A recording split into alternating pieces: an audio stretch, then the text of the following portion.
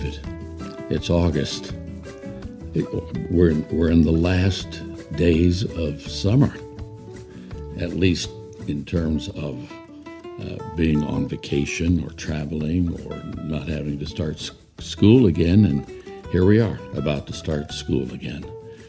This is Dick Foth with Stories from the Road, and I want to talk to you about light and the sun. What I've always loved about summer is just that. I love that longest day in late June when the sun stays up, if you will. We talk about the sun coming up and the sun going down. We don't talk about the rotation of the earth. We're much more poetic than that. But what I've always loved about light, whether it's the reflection of the sun 93 million miles away from us, or a starlit night looking up, say in the desert or the mountains at the Milky Way where city lights don't infringe upon it, or a harvest moon coming up, low over the horizon, a big orange ball in the fall. What I like about it is that it puts things in perspective, in relief. It brings growth. It brings warmth. All of the things that you think that are associated with light generally are quite positive, quite apart from the fact that this has been apparently the hottest summer on record, mostly around the world. But here in the United States, this thing called a heat dome, the hottest July on record, as the elements high up hold the heat in a dome over our country.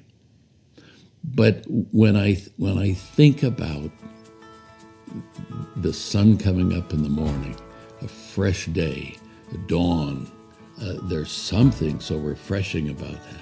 And recently, I was a bit north of here, where I am in Colorado, with 3 friends. And on the spur of the moment, early morning, I just asked their input on this subject. And here's that conversation.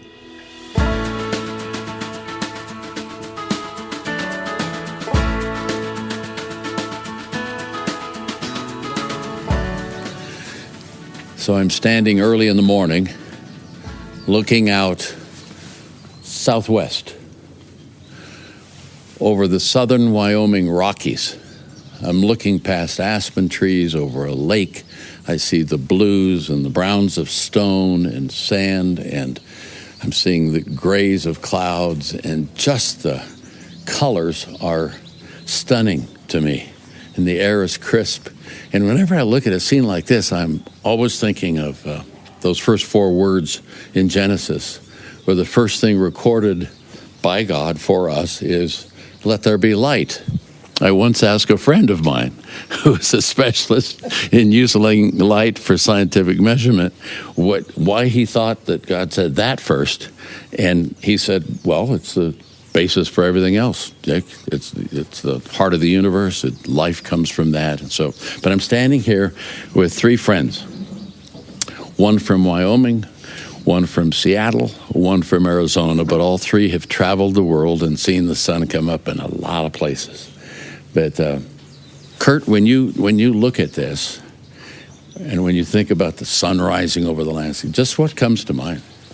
I think of it as God's palette that he just decided to create and paint, and it's hard to just explain his majesty. And he just did an amazing job, and this morning the painting is complete. So we look at God and say, God, as they say in Australia, good on you. Good on you. Yeah, no, that's good. So, and you're an artist. I mean, at heart, you're a sculptor. And so, Phill, you're from Seattle. You rarely see the sun, so this has got to be terrific. It is a treat. I had heard about it. I saw it once in the Bahamas. It made me think of this, but I've had the same thought for decades, which is His mercies are new every morning, and it's one of my favorite time. And because when the light comes up, it makes you feel great, start of the day, new day, all of that. But it just for me, it just filled with hope. The light is there. God never changes. Faithful God every morning. Fabulous. Okay, Vern, you're up. you're a Navy guy. You've sailed the seven seas. You've seen the sun come up in all kinds of. What do you think of when you see this?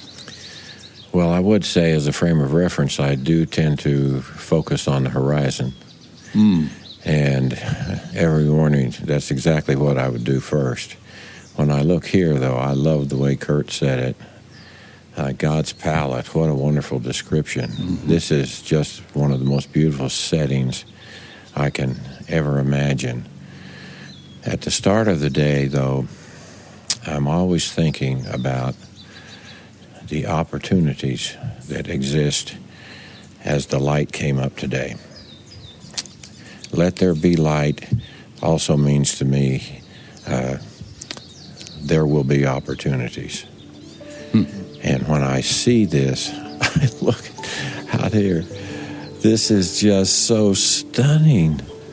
I promise you, this is much more inspiring than watching the waves go by. But it is just wonderful to think about what he has done and that he planted us here this morning to see this. And we're supposed to do something when we have opportunities. That's the way I see the dawning of a new day and the light that comes in the morning. On that note, we're done. Thanks, boys. Let's go get a little breakfast. All right. Let there be breakfast.